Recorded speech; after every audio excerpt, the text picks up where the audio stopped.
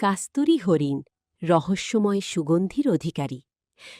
প্রকৃতির বিশাল পৃথিবীতে এমন কিছু প্রাণী আছে যাদের সৌন্দর্য শুধু চোখে নয়, লুকিয়ে আছে এক অদ্ভুত রহস্যে। আজ আমরা জানব এমনই এক লাজুক, বিরল এবং আশ্চর্য প্রাণী সম্পর্কে। মাস্ক ডিয়ার, বাংলায় যাকে আমরা বলি কাস্তুরী হরিণ। হিমালয়ের দুর্গম পাহাড়ি বন, নীরবতা আর কুয়াশায় ঘেরা এক রহস্যময় জগৎ। এই নিস্তব্ধতার মাঝেই লুকিয়ে থাকে কাস্তুরী হরিণ। ছোট আকার, ভীরু স্বভাব, কিন্তু এর শরীরে লুকিয়ে আছে এক অমূল্য সম্পদ। অন্য সব হরিণের মতো নয় এরা।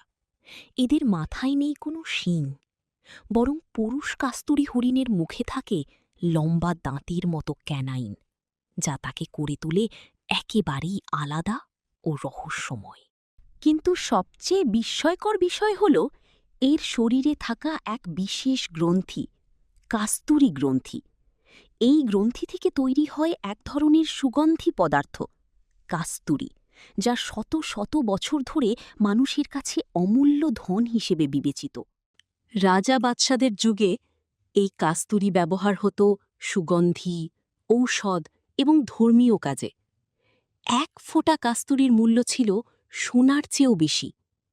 কিন্তু এই অমূল্য সম্পদই হয়ে উঠেছে এর সবচেয়ে বড় অভিশাপ।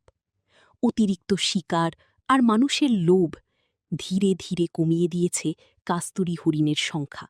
শুধু শিকার নয়, বন উজাড় এবং আবাসস্থল ধ্বংস এদের অস্তিত্বকে ঠেলে দিয়েছে বিপদের মুখে। তবুও প্রকৃতির এই কোমল প্রাণীটি নিঃশব্দে বেঁচে থাকার চেষ্টা করে। ঘাস, পাতা আর ছোট গাছপালা খেয়েই এরা কাটায় তাদের সরল জীবন। লাজুক, একাকী আর রহস্যে ঘেরা কাস্তুরী হরিণ প্রকৃতির এক অপূর্ব সৃষ্টি, যার সুগন্ধ শুধু বাতাসে নয়, মানুষের ইতিহাস আর সংস্কৃতিতেও ছড়িয়ে আছে। এই সুন্দর পৃথিবী আমাদের সবার, আর এই পৃথিবীর প্রতিটি প্রাণীই গুরুত্বপূর্ণ। তাই কাস্তুরী হরিণকে বাঁচাতে আমাদের দরকার সচেতনতা এবং ভালোবাসা। আপনি যদি প্রকৃতির এমন আরও অজানা রহস্য জানতে চান, তাহলে ভিডিওটি লাইক, শেয়ার করতে ভুলবেন না, আর কমেন্ট করে জানান পরবর্তী কোন প্রাণী নিয়ে জানতে চান। ধন্যবাদ পাশে থাকার জন্য।